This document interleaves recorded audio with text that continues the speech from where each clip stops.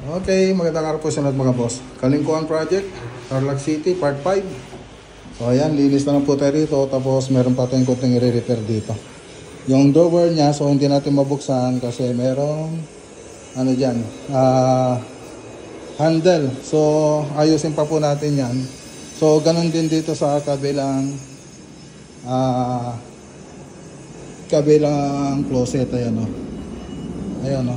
So dapat ito medyo makapal para makapal ano dyan. So ganun yung dating ginagawa natin dyan, kaya lang nakalimutan lang po nung taga drawing po natin. So dito naman tayo sa kabila. So dito okay naman na rito. So medyo napatagal lang po tayo rito. Ayan. Okay. Tapos yung mga laboratory na ito baka may deliver na po mamaya o kaya bukas para sa mga CR. So tumagal po tayo rito kasi nag-repair po tayo ng mga module natin, nag-fabricate ulit tayo rito sa site.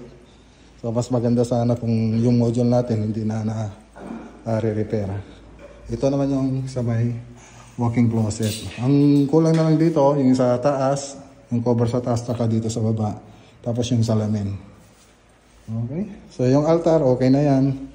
So, punta naman tayo dito sa may kitchen.